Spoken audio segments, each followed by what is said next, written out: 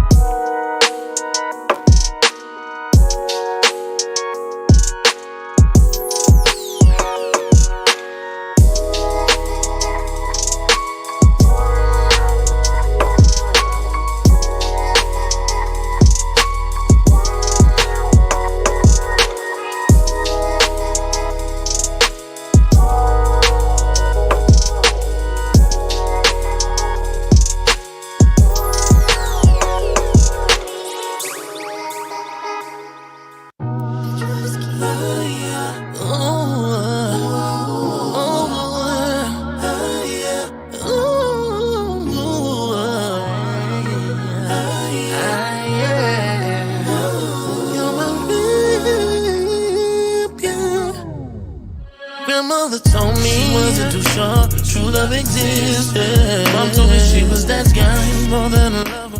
Don't get it twisted. What's up, Shira? What's up, Tallulah?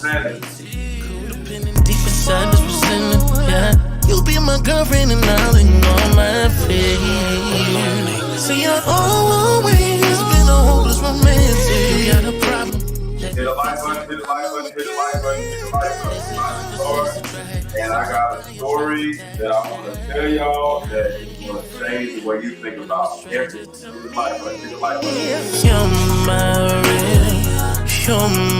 real, yeah.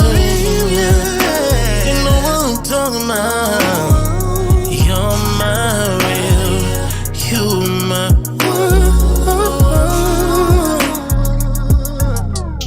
flesh in my flesh.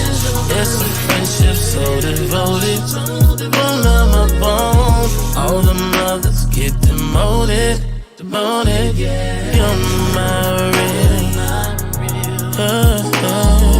You're my after 12 years we still got a problem. Remember everything in the first verse. We were ready for a takeoff. Heavy luggage, you took it from better to worse. Shared a problem with another, not highly suggested. It's like expecting a return when you never invested. No, even when I was younger, it's so hard to be single. What's the point of being married if I've chosen to mingle? I'll never do what my dad did to my mother. You to my mother. Like father, like a son is asleep with another. Damn. But you can't, no, you can't lose what's yours. Felt like someone else took my spot, now it's getting hot. I let a stranger in.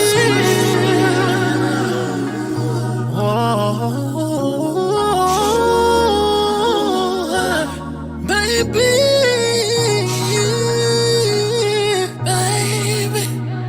do you hear me? All right, what's up, y'all? This is Mr. Let Go, and I am here today to bring to y'all a guy that actually fights kids for a living. And this is something that you're not going to get from anywhere else because teaches kids to fight. Hold on. I'm trying to introduce you, brother. Hold on. But everybody hit the like button. But we got something to talk about because I talk so much about how you ladies are out here looking crazy and defenseless without a man. And if you don't have a man or if you don't want to get a man, well, you got to do something. There's an echo. Hold on a second. Somebody says there's an echo. God damn it. All right, let me see. All right. Thank you, Jimmy. I appreciate you, Terica. All right, thank y'all. So I fixed that. This damn StreamYard is trash. Okay, so let me bring my guy up and we're gonna get started. What's going on, man?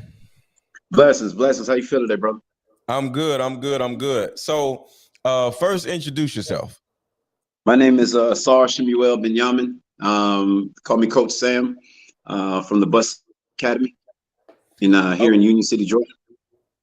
Okay, all right. So I want to show y'all some videos of what this man does because it's not necessarily easy to describe because it's not just self-defense. He's out here beating up kids, y'all, but it's in a good way. It's in a good way though. It's teaching kids how to like defend themselves. And I ain't never seen nobody just be out here fighting little kids or whatever. And the kids be beating them up, y'all. The kids be winning, you know what I'm saying? Because he's training them right. So let me play this video and everybody hit the like button because this right here is so important to our community, y'all. Like we gotta teach our children how to defend themselves. Too many of you single mothers with your little pookie babies, they actually are defenseless because you're defenseless because they don't have no daddy. So let SAR or men like SAR in your own community, in your own city, be their daddy temporarily, because not only are you defenseless, your kids are defenseless. So let me play this video. I'll mute you out just for a second, SAR. Okay. Hey, what are you doing? What are you doing? Striking, start striking. Good, start striking, boom, start striking. He's not the sound break. Remember, rake the face. Good, pull, rake the face. Make him have to make adjustments. Good, there you go. Good job. So, here's the reality. You're making him have to make adjustments, okay? If he starts swerving, guess what? That brings attention. That brings notice, okay? You have to fight. You do not want to do what? Where don't you want to go? Very good. So is it better to crash the car or get to the location? Crash the car. Us? Way to go. Our goal is to prevent us from getting to that location. Us? All right. So if somebody sees me swerve, guess what? That may signal a police officer. That may signal a state trooper. It may signal somebody to call law enforcement or to notice that you're in this car fighting. So swerving is a smart idea. Us? All right, let's go back. Try it again. Try it one more time. When backed in the corner, the young warrior must be able to unleash violence, express himself or herself in a manner that will impose their will upon their attacker. When backed in the corner, the young warrior explodes with Hit the like button, y'all. Hit the like button. Terica said the likes are down. Hit the like button. hammer fists, elbows, and knees, being able to protect their hands while unleashing brutal violence. Remember, the nuances of the sport do not apply in the street. You must be willing to unleash violence so you can go home and not be a victim. Train for your reality. Us.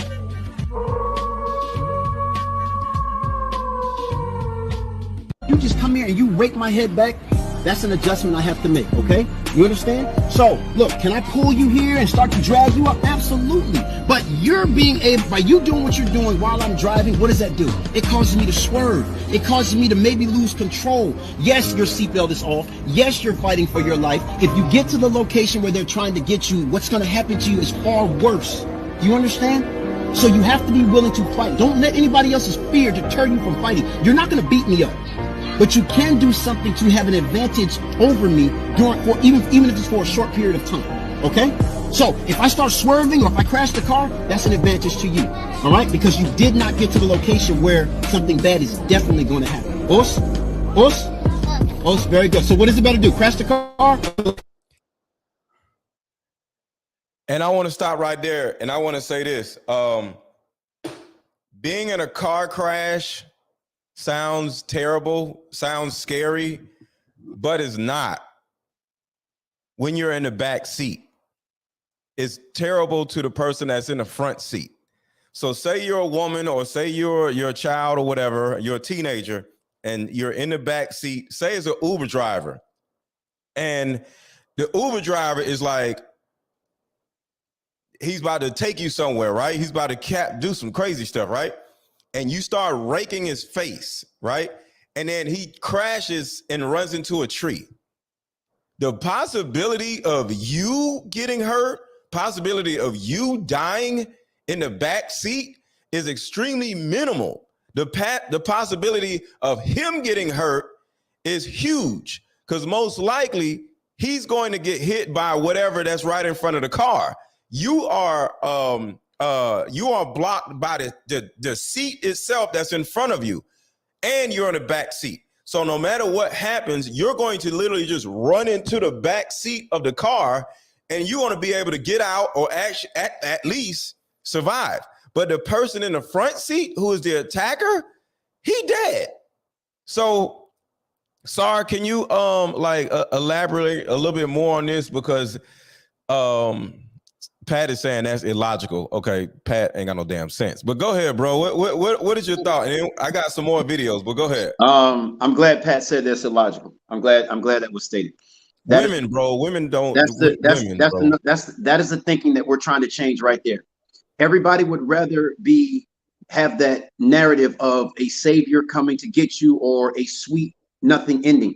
That is not reality. The reality of it is this: we want to reduce the chances of these kids, women getting to the location where sex trafficking is taking place, rape is taking place. Whoa. No. We can't say those words. Okay, I'm sorry. Yeah. I apologize.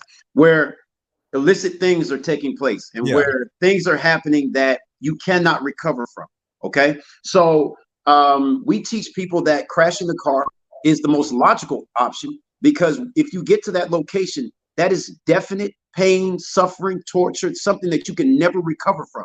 And most people would rather go through something and say, okay, well, I just let it happen. But you don't understand, you're going to be reliving a death every single day. And you're always going to have that thing in your mind to say, what if I could? I wish I could. I wish I could. At our program, what we do is we make violence comfortable for people to say, hey, I will not be a victim. I'm not going to allow you to take advantage of me. I'm not going to allow you to impose your will upon me. And we push these narrative of go to college to get an education, to be a lawyer, a doctor, you have to go to school to be a welder. You have to go to school to be a nail technician. But nobody ever talks about going to a school or academy to learn how to protect yourself in the environment that you're in every day. You're not wearing this is not about you being the best boxer. This is not about you being the best kickboxer. This is about you being situationally aware and knowing the techniques that you need to protect yourself, your family, so you can make it home. Right. And I like how you said we have to make violence normal. Violence is needed, ladies. Violence is needed, fellas. A lot of you soft ass dudes, y'all ain't got in no fight and I don't know how long. Like, you need to get into a fight. Ladies, men, like, you need to have some type of understanding of what you can do as the big age you are now. Some of y'all ain't got to fighting since you was in high school or middle school or whatever. You don't know what to do. Some of you ladies ain't ran full speed since you was in middle school.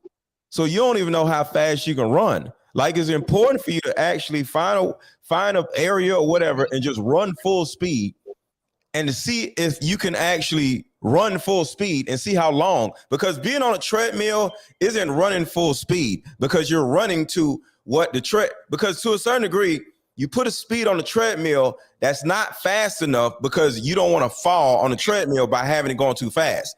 But you got to get on the street and just run full speed to see how fast you can run, how far you can run, and have somebody chase you. There's another way to do this is whenever you're at your apartment, get your friend to chase you to your apartment to see how fast you can get to your keys and get inside of your door and then close it before the person can get you. Like, give them like about 3-4 yards or 10 yards behind you, and then run full speed to your apartment, pull out your keys, open the door, and then get to the door. And are they at the door pushing the door in before you can close it?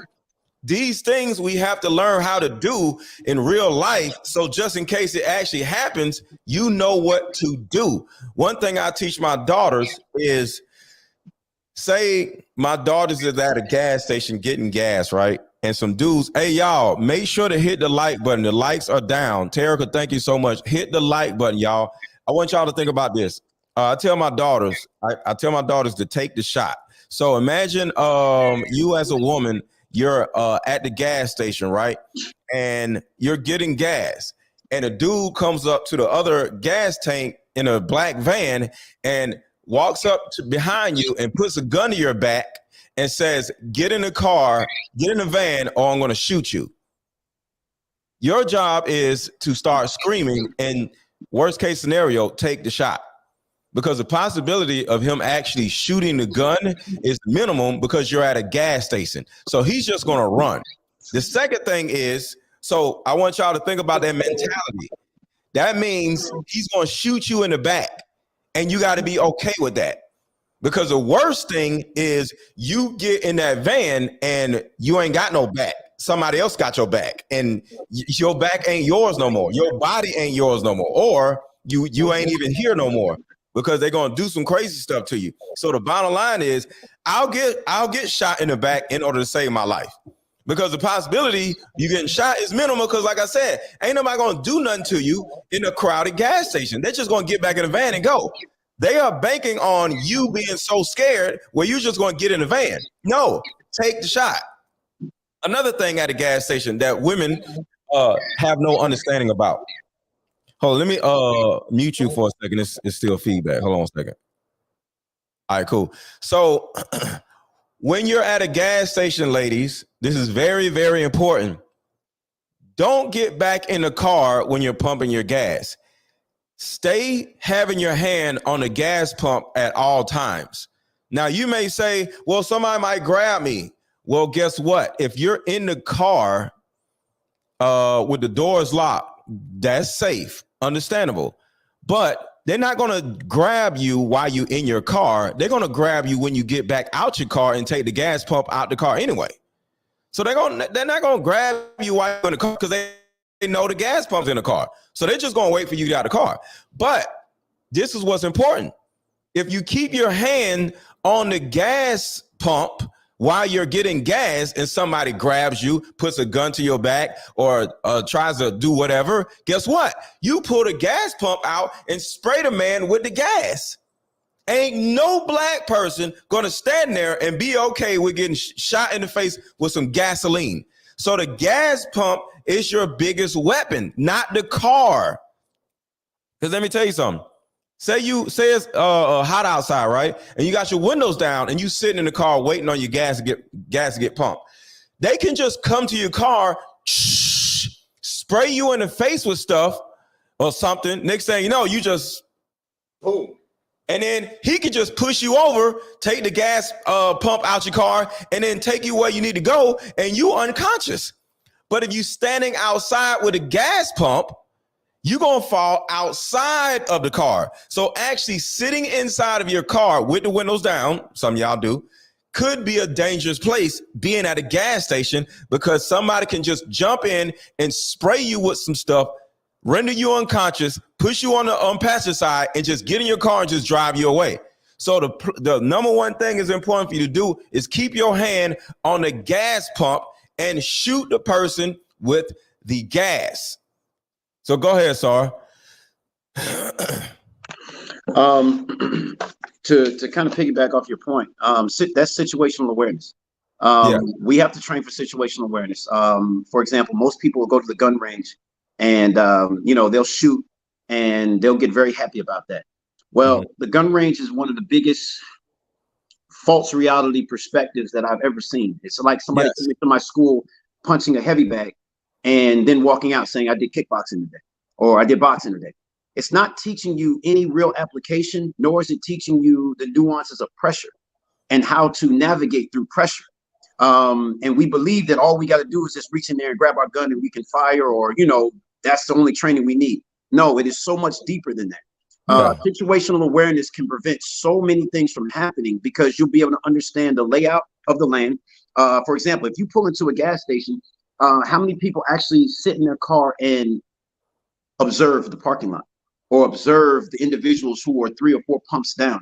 A lot of telltale signs are already out there when situations are arising. We just don't pay attention to it. So by the time it hits us, we're blindsided because we're either on our phone, we're either lollygagging in the mind, or we're thinking about something else. These are situations and areas where you have to be on complete alert because you're at a disadvantage. You're not on home turf. You're not in your own backyard to where you understand the layout. You're on a foreign terrain for all intents and purposes. So that situational awareness is the first and foremost thing that we specify in our program. Because if you're situationally aware, then you can handle and respond in the proper manner. Right. And David Jackson says, but he'll pull the trigger as soon as she point the pump. Okay, we both looking crazy then. How about that? Can I respond to that? Sure, go ahead. There's always a but if. There's always a but what or what if situation. You can always come up with those scenarios. There's no perfect solution. But the reality of it is you have to be willing to fight back. Death is always on the table. And this is the problem with our American culture. We have removed the idea that death is a factor no matter what you step into when it comes to physical violence. Death is always on the table. We have been scripted to follow the nuances of sport fighting and sport combat. So therefore, the luxury of a referee, of coaches, of people that are there ringside to save your life in the event things get too far. That is not the street. That is not the reality of self-defense and protecting yourself in real time. When I teach knife defense at high levels, people always say, for example, you see a knife, run away. Well, that's the most impractical thing you can tell somebody. You have to factor in, number one, it may be a mother. Have you taught your kids how to run away from extreme situations? When is the last time that you've run from anything? You are talking about an 8-hour day job. You just get off your job. Do you expect to run 4.3 speed cold and you haven't ran in damn near 10 years? It's not practical. So if you do not have the ability or the willingness to face your attacker and defend yourself, all else is going to fail. We can come up with all these perfect scenarios and what if, but guess what? That's not reality. The reality of it is this. If I spray you with this nozzle and you shoot me when I spray you with this nozzle, if that's my reaction to defend myself and you shoot me, guess what? We both die. But guess what would have happened if I get in that van? There is a reoccurring death that you are going to face if you don't lose your life anyway. So why not fight back? We're always trying to find an excuse why we don't fight back. This is the problem with our thinking. And this is why we have to elevate our thinking and elevate the people who are teaching. And let me say this, and this was a dude that said it, which is kind of sad. A lot of these dudes are raised by single mothers, and they're as scared as the damn women are, and it's kind of sad. So, David, I hope you don't have a lady because you sitting there worried about, what if she gets shot? Let me tell you something. Like I just said, I teach my daughters that it's okay to get shot. So if somebody has a gun to your back, and you turn around and spray him with a nozzle and he starts shooting, the possibility of you losing your life is still minimal because he can't see, because you just shot him in the face with a nozzle, you dummy. So you got to think about that. He's just going to start shooting. You might get shot in the leg, you might get shot in the foot, but at the end of the day, the possibility of you losing your life when you're defending yourself is lower than when you don't defend yourself. Men and women. I want to play a video. Hold on, all right, I want to play a video that is always close to my heart, and this is just an example of the mindset of a man, the mindset of a father, the mindset of a masculine being. How this man will literally lose his life for his family, because some of the things that you guys be saying and some of you things that you ladies be saying, I could just tell y'all weren't raised right. So let me play this video. This video is real close to my heart right here. And you down at that little funky garbage dump. But you think you can buy me off? I'm trying, G. Listen to me, you little filthy punk. I don't think I made myself clear. I don't want your drugs. I don't want your money. I want your sorry ass out of my house and off my street. You understand? Okay. Well, it's obvious we're not going to be able to work this out tonight, all right? You see, you don't seem to understand. See, we ain't got nothing to work out. I want you gone from here. That's my bottom line. And I'm going to lean on you every day till you're out of here. I'm going to be in your face every day and every night. When you close your eyes, all you're going to see is me. No matter how long it takes, even if it kills me. I want y'all to think about what he just said. This is the most important part, you punk ass people. Even if it kills me. Y'all got to understand how important that is for a man to say. If it kills me. Even if it kills me. A man does not care. Even if it kills me. So you punk ass people whining about, what if you get shot? What if this is, shut up. Your job as a mother, your job as a father is to make sure that one, you make it home to your family, and two, make sure your children grow up to be older than you. And sometimes is even if it kills you. We got to stop worrying about getting hurt. We got to stop worrying about looking at violence as a bad thing.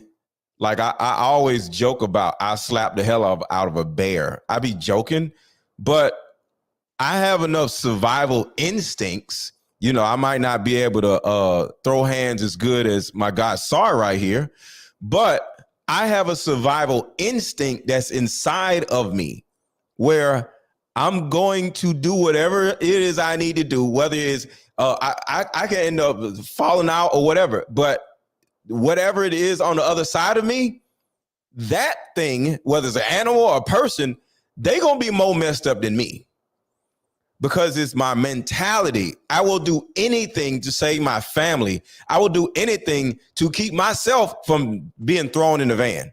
Anything. I ain't going in no van. So I understand human nature. And when you're out at a gas station or you're out wherever, the assailant doesn't want to be found out. They don't want to be seen. They don't want to go to jail. They want things to be quiet. And the more loud and the more violent you are, the more afraid the attacker actually will be, not of you, but of going to jail. So you actually have the upper hand when you're dealing with an assailant that is trying to do something to you, rob you or whatever, because they are worried about going to jail and worried about getting hurt. You only worried about getting hurt. So no matter what you do, you ain't going to go to jail.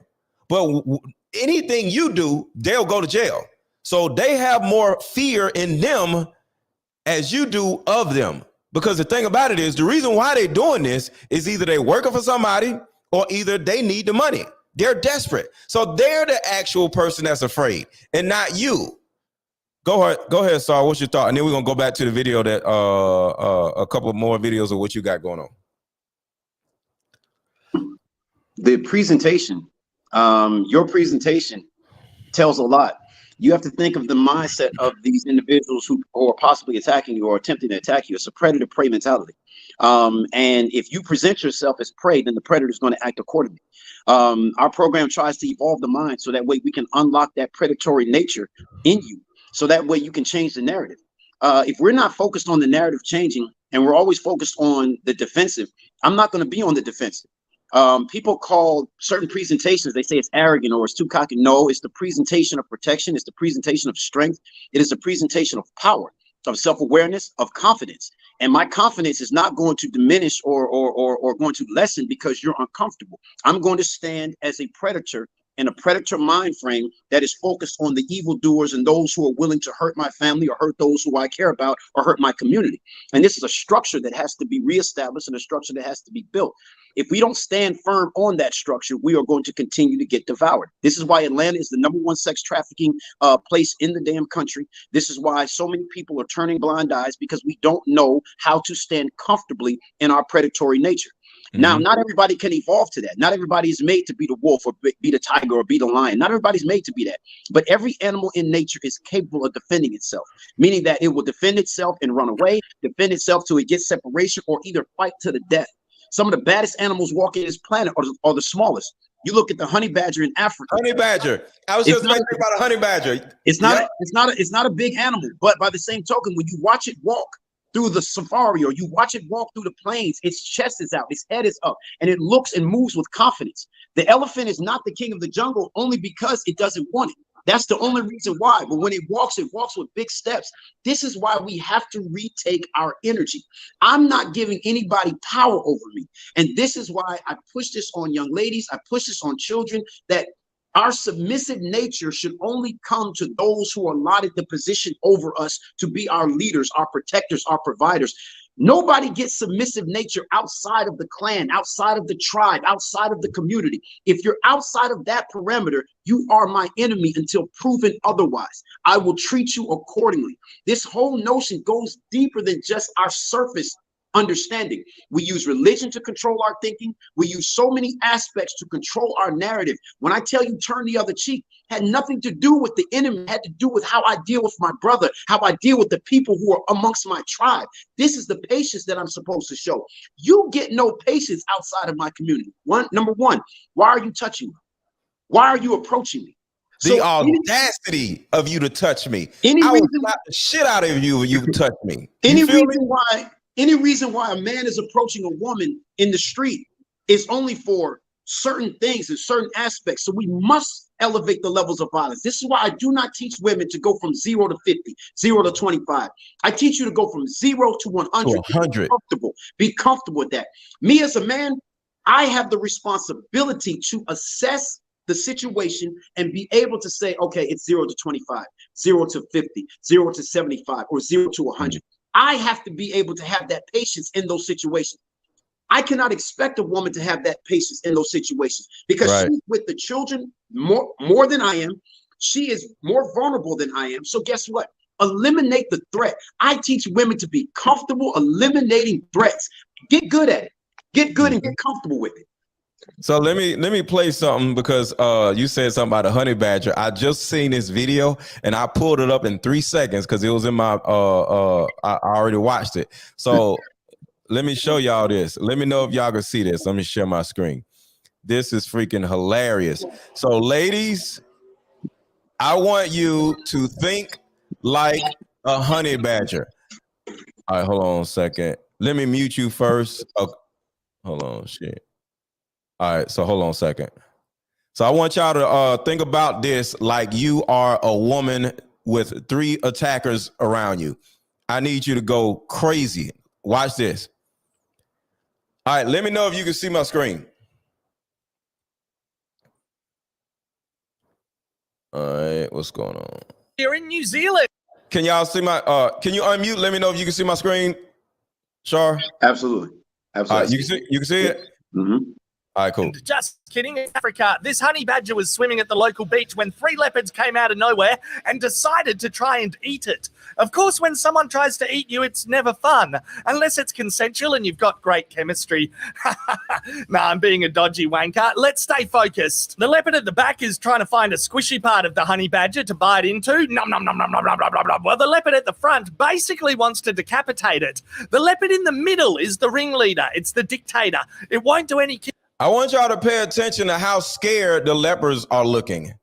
The leopards aren't looking like, they're not looking ferocious. They're actually scared. Killing itself, it'll sit around and depend on weak as piss minions to oppress and devour the honey badger. Yes, that's a reference to some world leaders, as every fucking internet user for blood, neck attack, ring a rosies, a pocket full of posies, a tissue, we all fuck off. Bugger off with your little leopard dick energy. Okay, sure, let's wrestle. I'm up for that. Sub-Saharan Jiu-Jitsu activated. Let me get my leg up here. I'm gonna pump gas in your direction. Can you smell what I had for dinner last night? I'll tell you, geckos and berries, bloody potent.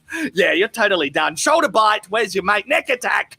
What you dickheads fail to realize is that you are the chew toys. In the words of Jennifer Connelly in Labyrinth, you have no power over me. The honey badger is attacking them. Even as a solo lone wolf honey badger, I can kick your ass. Okay, come on, party's over, pack it up. This is my beach. Shitty soft cock ringleader, off you go.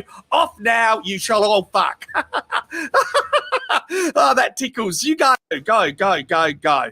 And that's the way the honey badger rolls, everyone. We are reminded on average every 2 to 3 years on the internet. Now watch how the honey badger just walks away.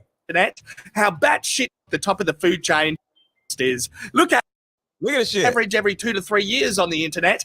How batshit crazy brilliant this beast is. Look at it, prancing in the sunset.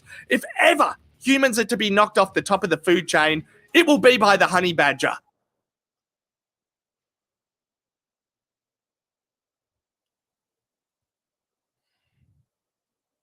So that is an example of a woman, what a woman can do.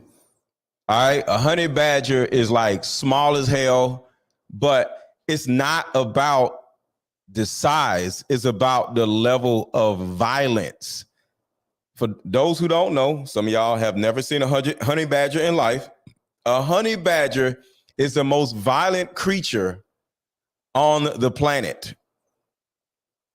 It's not a lion. It's not a tiger. It's a honey badger. Honey badgers literally are one of the most violent animals on the planet. So my whole point is, and Sarah's whole point is, be more violent, ladies, because you can't run because you ain't ran since high school. You got on some high heels. You ain't going to get away.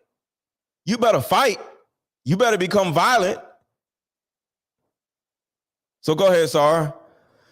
This is the reality. As a married man, protector of my household, provider, I'm not with my wife all the time.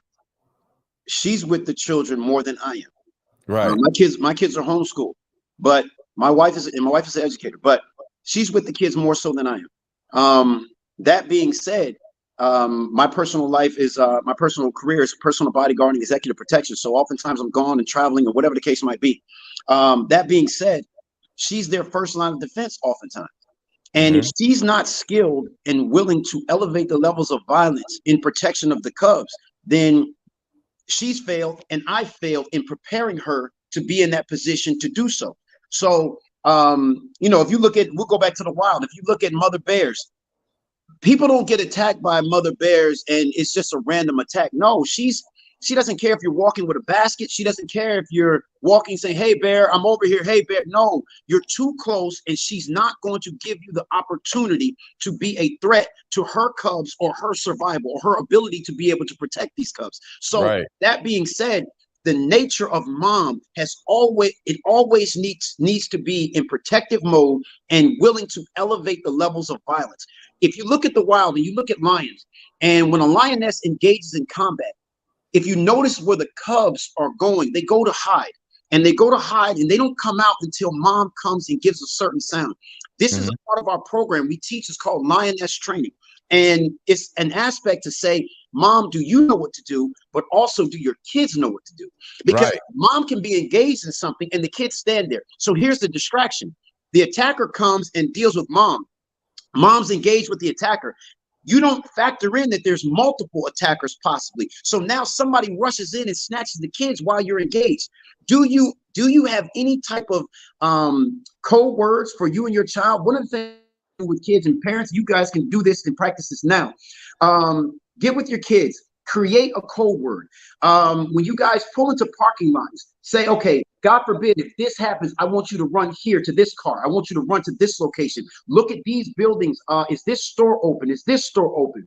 Teach your kids to remain hidden until they hear code words to be able to resurface and say, okay, I can come out now. Because what we don't factor in is this. In sex trafficking, in things of that nature, kidnapping or snatches or whatever the case might be that go on here in Atlanta. Yeah. One of the things happens is it's oftentimes being facilitated by your neighbors, people who know you. So you are giving information to others. So these kids may hear a friendly voice saying, hey, Bradley, hey, Christina, come on out. Everything's safe. So now kids in their nature, in their pure nature, they come to the soft voice. They come to somebody who they believe knows them. We can teach our kids all day, don't talk to strangers. But if you put 98% of your kids through that test, they're going to talk to a stranger or they're going to engage. Okay. So we have to drill this in our kids with the severity and the realization that if you fail, this could be the end of you. It could be the end of mommy. So you don't resurface until you hear our code word. So if the code word is pineapples, guess what? Until you hear pineapples, you don't come out. Okay. That's a fact. So it protects you from a lot of different variables and keeps you safe and peace of mind. Me as a father, I taught my kids how to run out of their jackets. Say you got a jacket on, right? We both got hoodies on. Say we got a jacket on, right? And something's going on and a guy is chasing my daughters. Well, the first thing he's going to reach for is the collar of her jacket, right? And if you're doing this, he's going to catch you. But if you do this, the jacket is literally going to, or either you do this, the jacket is going to come straight off of you. And all he has now is a jacket in his hand and not you. When my kids were little, see, I wasn't in the don't talk to strangers thing. I talked about if a stranger comes up to you, what to do. You know what I'm saying? Everybody is an assailant, whether it's your friend or whether it's a stranger. So you befriend everybody, but understand that everybody can mean you harm.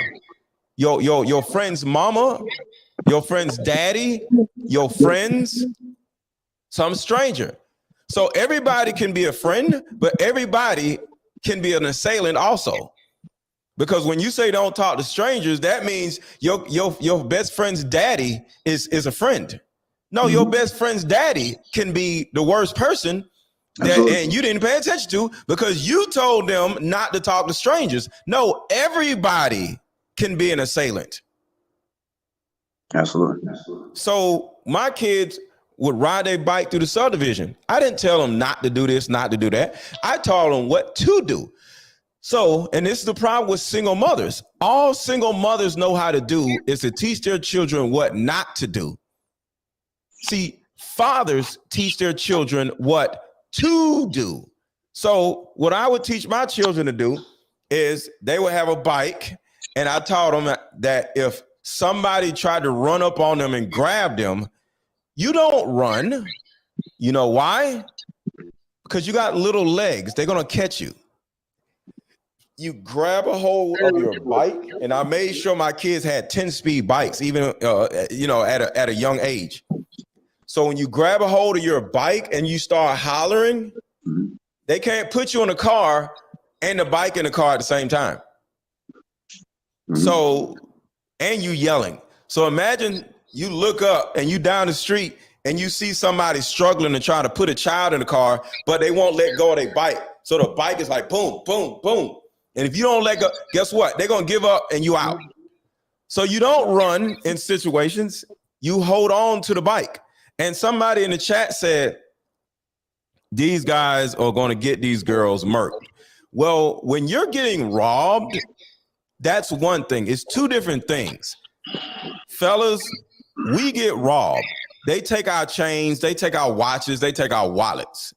But when a woman gets attacked, they're trying to take the woman. So fellas, y'all are slow. Can I just say this last thing? Women are different. Ain't nobody trying to take my whole body. They're just trying to take my chain.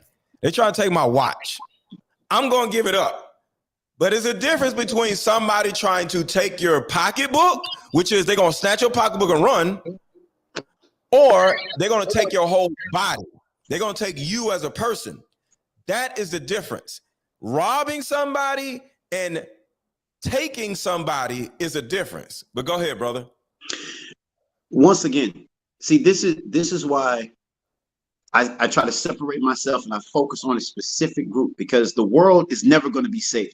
You're always going to have these individuals out here who are going to try to create some kind of, oh God, this is doom and gloom type scenario. No. Why are you not addressing the individual, or why don't you want to have an address to the people who are committing these crimes? I wouldn't be here if it wasn't people who are committing these crimes. You want them to commit crimes.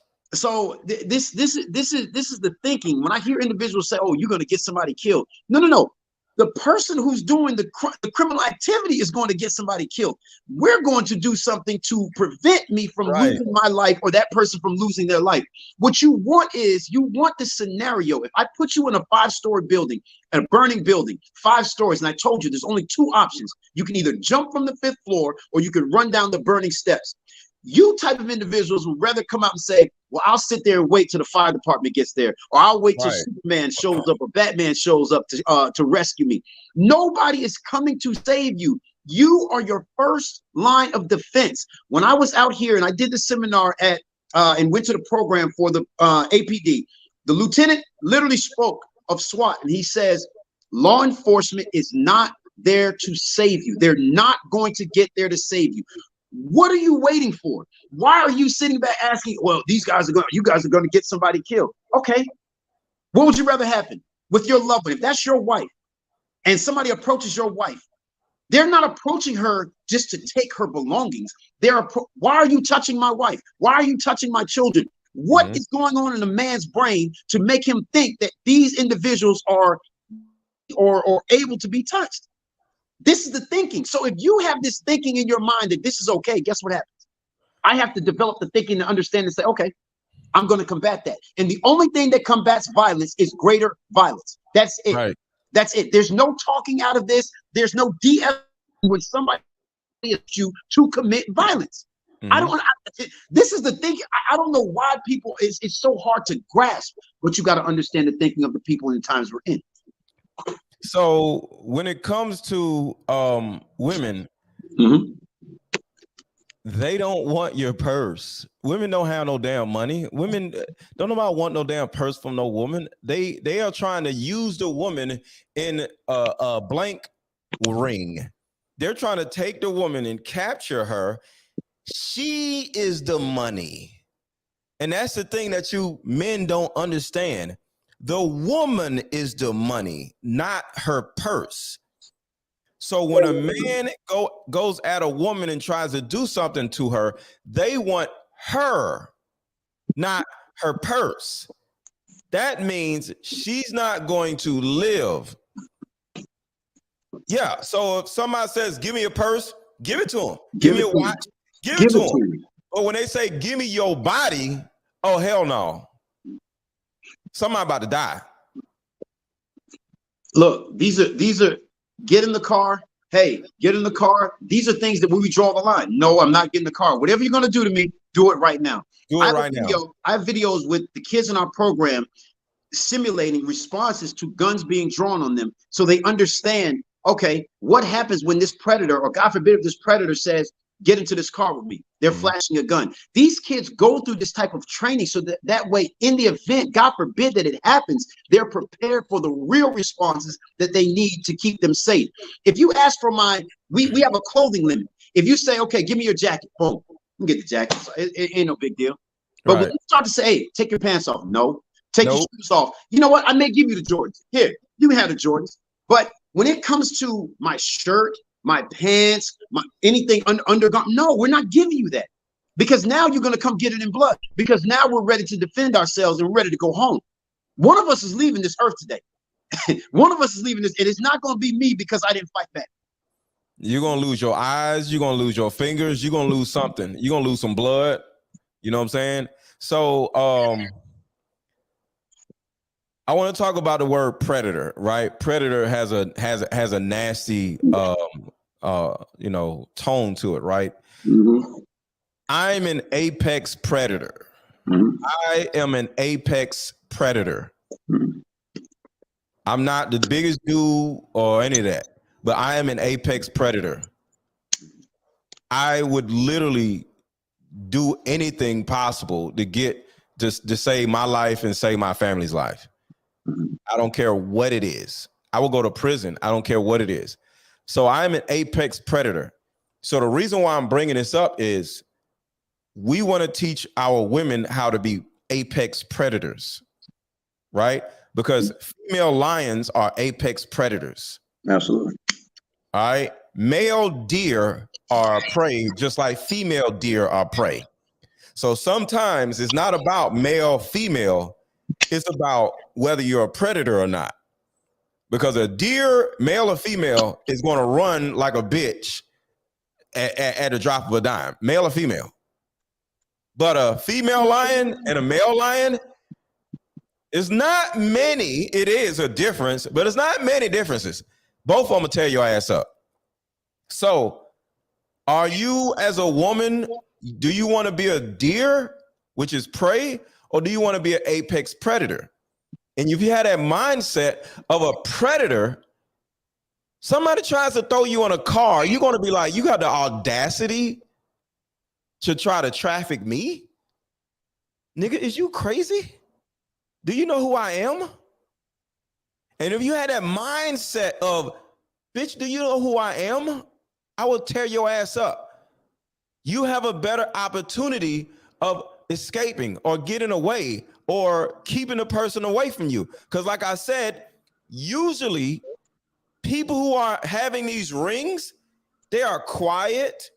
They are usually white dudes. They just follow you around in the store. They're not the biggest people. They're everyday men, everyday women. Sometimes they use little girls. Hey, you want to sniff? Hey, I got some flowers. And the second you sniff the flower, your ass done fell out in the store. So we got to look at ourselves as the apex predator and not be looking around for some big old rock looking dude. No, it be little girls, it be little boys, it be fragile looking women, and it be skinny white dudes that are the most dangerous people. So you as a woman are a lot of times in a position where you can beat their ass if you had the right mindset of, but if you ain't never got in a fight, if you ain't never did anything, if you don't have that apex predator mindset, a skinny white dude can take you down simply because you're afraid. Let you be walking down the street and a skinny, weird looking white dude starts walking behind you. You're gonna be like, oh my God, he's skinny, he's fragile. But simply because movies, you're like, oh my God, he's gonna get me. Man in the face. At the end of the day, you have the right to defend yourself as a woman. You ain't going to jail for punching a man in the face.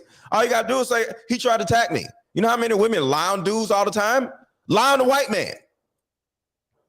So the point is, it's about a mindset. It's not always about size. It's about who you are. It's about what you want versus what they want. I want to live more than somebody wants to kill me. And I'll say it again.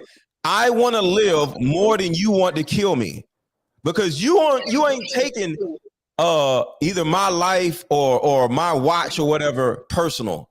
I take my life personal. That means I'm going to fight you way harder than you're going to fight me, because I am the predator, not them. Hold on, let me play the rest of this video because I want because a lot of people didn't see the first one. Fists, elbows, and knees, being able to protect their hands while unleashing brutal violence. Remember, the nuances of the sport do not apply in the street. You must be willing to unleash violence so you can go home and not be a victim. Train for your reality. Us.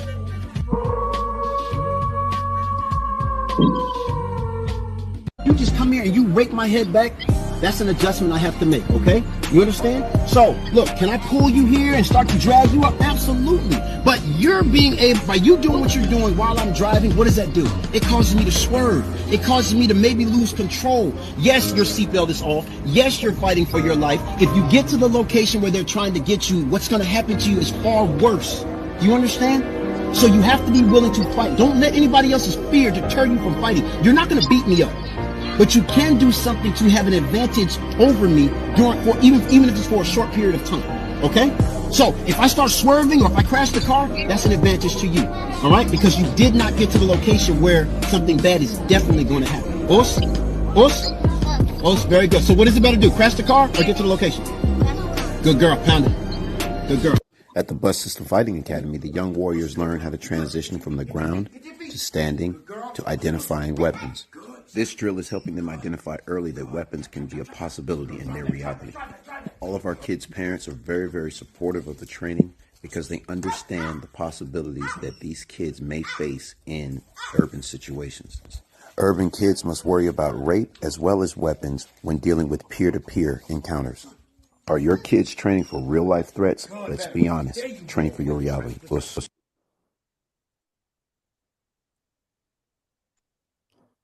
Go ahead, brother.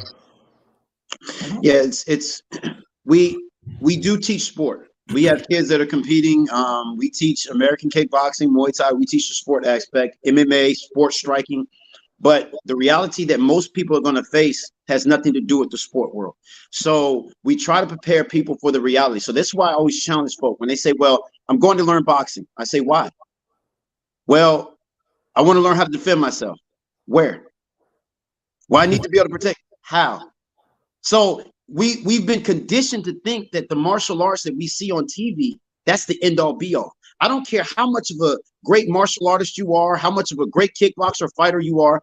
If you're not situationally aware and you're not prepared to fight in the environment that you're going to be in every single day, then you have failed.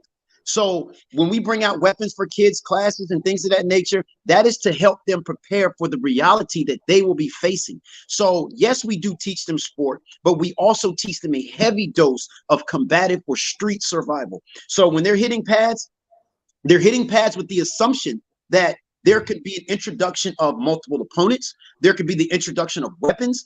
When we teach knife defense, I don't teach it from this false reality statement of, oh, you see the knife, run. No, you have to be prepared to get cut. That is a real situation. That is a reality of it. Chances are you're going to get cut. Chances are somebody may stab you. But what we try to do is teach them how to reduce the vulnerable places that they're cut and teach them how to fight through those nuances. Because in real time, it's never going to look like you do it in the dojo. That's why we train our kids not just in martial art uniform, but we train them in the everyday clothing that they'll wear: jeans, book bags, sneakers, train them in hard environments, turn the lights off. We do a lot of different things that are going to be real in their everyday walk. So this is a little bit different from our program compared to everything else. When it comes to ground defense, a lot of people go into system martial arts for ground training. Why are you on the ground? If you're in Brazilian Jiu-Jitsu, and this is not a shot against it, but this is the reality of it, why are you making her comfortable being in guard position? That is not the reality of where she needs to be. That's the reality of where the predator wants her to be. No, she needs to reverse that, get back to her feet, and be able to elevate levels of violence, get to a weapon to neutralize. This is the thinking that we try to indoctrinate our students with, because if they're comfortable in creating and elevating violence, then they'll be comfortable in real time when it comes to protecting themselves. Right. The number one thing in self-defense isn't punching and fighting, is the way you stand. Because if you're standing a certain kind of way, you can get pushed over, grabbed, yanked, pulled. And I always look at just the way I operate just on a normal basis. I'm always ready to stand, like even standing in line at a Kroger. I don't stand a certain kind of way, but there's a modality of me where I always look at my stance like an offensive lineman. You know, before the ball is snapped, the offensive lineman is ready, right? And he's just like this. And if you just look at football from an offensive lineman standpoint, which nobody does, they always look at the wide receivers or whatever. The offensive lineman is in position where no matter what happens, he's ready to back up or he's ready to go forward. Because in some situations, it makes more sense for you to back up so you get some space. But in some situations, it makes sense for you to be violent and just go after somebody. You feel me? So I look at life like an offensive lineman. So if something was to actually happen, I'm automatically, the first thing I'm going to do is get in offensive lineman stance and see what I can do, see what the X's are, see if there's anything I can grab. Even if I'm not in danger, if some crashes while I'm in the middle of a store, I'm just going to get in the offensive lineman stance. That's the first thing I'm going to do. So it's not about what, who, or what, where, and where. You have to have spatial awareness, but the spatial awareness is your body. Your body has to be in position, one, to take a hit, which is if somebody punches me, I won't fall because I have the stance of an offensive lineman. So if the next time y'all look at a football game, the Super Bowl is Sunday, right? I want y'all to take a second to watch what the offensive linemen are doing. They're ready for anything. They're just there and they're ready. So if somebody goes at them or any kind, they have so many options. They can pull somebody down. They can fight. They can back away. They can do so many different things. And so I look at self-defense not as a boxer, not as a kickboxer, not as a kung fu fighter, as an offensive lineman, that is my number one way of looking at self-defense when it comes to me. I think like an offensive lineman, not a boxer. Go ahead, brother. No, that's a very interesting way to put it. Our sport training, it conditions us to get tunnel vision. It conditions us to focus on one particular aspect of the fight. So anytime we go learn sport for self-defense, I say that it's better for men to do that than it is for women. You put a woman in a kickboxing class, and yeah, she can kickbox, and that's fine. But how often is she getting into the reality of what she's going to be facing? If you look at a lot of the top MMA fighters who have been through domestic disputes, they've all been taken advantage of. They've all been overpowered. They've all been, really had their life or their soul taken from them in these situations. You're talking about some of the top level fighters in the world in mixed martial arts who have been victims of domestic abuse, because in that training, you get taught to, I can beat you. I can beat you. I can beat you. No, I'm 245 pounds. I'm 6'4". Even if I wasn't trained at 120 pounds, 5'3", you're not going to beat me up. You're not going to beat me up with jabs, crosses, and round kicks. That's not going to do it. So if you haven't developed the skills to elevate the levels of violence, and of course, there is a time and a place for jabs and crosses and things of that nature. But if that's all you're bringing to the table, then you're limiting your expression. And my job as a coach is to help you maximize your expression, to take all the nuances that you may have in your individual being, and let's make it make sense. So that way you can express yourself completely so you can go home. We don't need to be limited. If my opponent is not limited, why should I be limited? Right. So in that thinking, if that's like putting a boxer in a mixed martial arts fight with the mixed martial artist being able to use all his tools, but the boxer can only use his tools. No, it's not going to work that way, because all the MMA fighter has to do, if his ground game is good, take you off your feet or use his kickboxing or Muay Thai, and he should win that competition. So why is it that I have to be limited in my responses, but you don't? I don't teach that way. You'll never hear me teach, quote unquote, from the letter of the law when it comes to women's defense, because women have to be able to elevate levels of violence comfortably without the restrictions of the law being placed on their shoulders. Do you know how much thinking that requires somebody to do in real time? Well, what can I do here? The enemy's not thinking that way. The attacker's not. He already knows that he cares nothing about the rules. So why should I teach you with rules? Right. Right. So when you just look at things from a mental aspect of survival and not a fighting aspect, because just like Sarah said, you're not going to get out of a situation by fighting. You're going to get out of a situation by surviving. Like it's not about fighting. It's about, like I said, it's about spatial awareness. It's about grabbing a weapon. It's about being able to back up in a way where you don't trip and fall. I remember it was a video of a guy, he was just out in the woods and he seen a bobcat or some type, a mountain lion. It was a mountain lion, right? And the mountain lion literally followed him like a mile up, right? And all it took is for this man to trip and fall over a rock. He would have been dead, right? But his ability to keep his eye on the mountain lion and keep walking backwards without being worried about falling saved his life. So it's about the ability to move around with your feet and keep your stance correct instead of just fighting, because you can get out of a situation by literally standing correctly. You ever been in front of a dude and you seen his stance and you're like, oh, hell no, I ain't messing with him. Posture. I already know he know what it is. Posture. It's the posture. The posture is bigger than anything. The posture can literally save your life, because all it takes for you to get to fall, trip, or be on the ground, and I'm not gonna say it's over, but it's potentially over.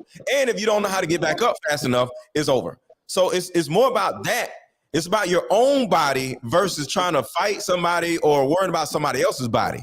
It's about controlling your own body, and that right there is the number one thing, in my opinion, because I'm not a professional, to keep me alive.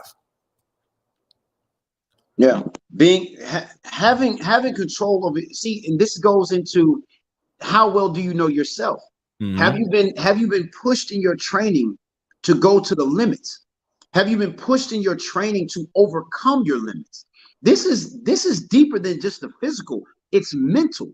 So the mental preparation that it takes for someone to say, all right, if I condition you to know that if somebody's approaching you in the street, it is to do the worst possible things to you. It is to do something to you to where you will never recover, no matter how much somebody tells you to get over it. If you listen to law enforcement tell women how to deal with these things, it's better to get out alive. It's better to let it happen, get as much DNA evidence as possible, use your nails, scratch, and this.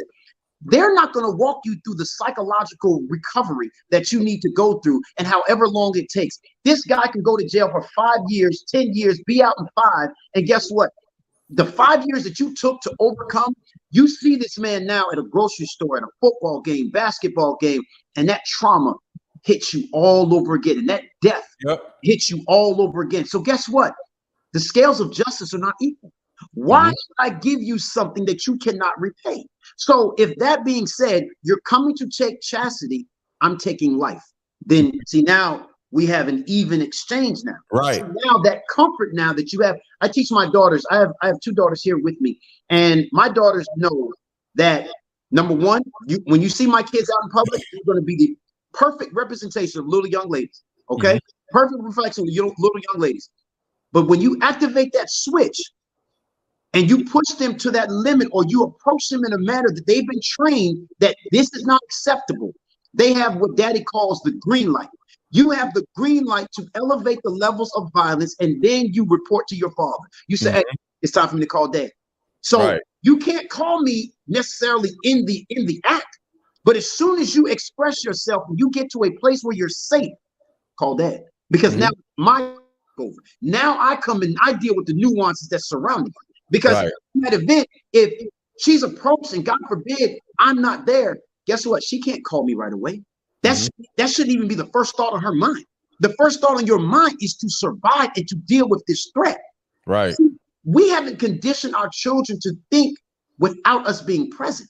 Because we always think, well, I'm going to be there. No, you're not going to be there. There was a situation on the bus that took place, and I'm going to do this video later on today. Where a young man was attacked in the back of the bus. The bus driver thought the young man was being beaten up, but it was worse than that. This is what's going on in our communities. Kids are fighting amongst one another, and then the peers are taking advantage of your child. So have you sat down and talked with your child and told them that it is okay for you to elevate the levels of violence when it comes to protecting yourself and your chastity? When we were kids, we didn't have to worry about the big boys taking it to that limit. You would be 10 years old trying to get on the football field with the big boys or the basketball court. Guess what? They're going to beat you up. They're going to push you around. But guess what? They're going to make you tougher. And after it was over with, guess what? They dust you off. They laugh at you, whatever the case might be. And guess what you did the next day? You came right back out there the next day to get some more of that energy. And we built off of that. And when we turned 16 and the new kids who were 12, guess what we did? We did the same thing to them, and they got tougher. But it was never to where we were taking advantage of each other to, take each other's chastity or go that route with young boys or young girls. We never went there.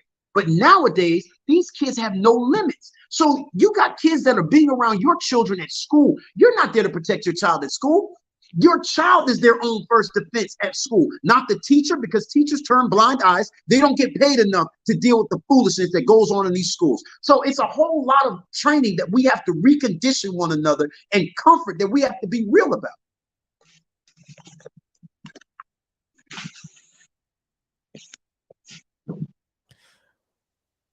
Let everybody know where you are, because there's some Atlanta people here, and I would love for them to come out, because I actually want to come out too, and awesome. learn some skills or whatever. So let everybody know what you do, where you are, what your hours are, and how do they book you and everything. Okay. We are located in Union City, Georgia. That's 6740 Shannon Parkway, Suite 33. This is the bus system, the Bancroft Urban Survival System Academy. where we teach trafficking defense. We teach prevention. We teach all aspects of self-defense for women and children. We also teach men. We teach protective nature. We teach protective drills. We teach firearm accessibility. We teach knife accessibility and defense. We're very, very focused on situational awareness. We do teach sport fighting also. You can contact me at www.thebussystem.com. You can actually call me directly at 404-210-8671. Your first class. Repeat the number again. 404-210-8671. Your first class is free. So you don't have to worry about payment for your first class. You come out and you let us know how you enjoy the experience and if there's something that fits you. We are a community-based school, so meaning that the parents get to know the parents, the kids get to know the kids. We have a lot of kids that we train who are autistic. We spend a lot of time with autistic children because everybody has the right to be able to protect themselves. So the time that is needed, if your child has special needs, we will train them. So if they're outcast anywhere else, they're welcome here. We have a female coach, Coach Tony, who is remarkable. So it's not just me teaching your daughters and your wives. It is Coach Tony, who is hands-on with your wives and daughters, so that gives them a comfortable energy, a feminine energy that is there. So you get a very healthy presentation of, masculine and feminine energy, and everybody works very well together. Anything that is needed, like I said, we're very big on community. So we teach the men how to organize community defense. We teach the women how to organize community defense and be assistant to community defense. We make sure that everybody has first aid training, ditch medicine in the event that you get shot, stabbed, how to heal. So it's a full program, and I think it's very beneficial for a lot of people if this is the way of life. That's what's up. That's what's up.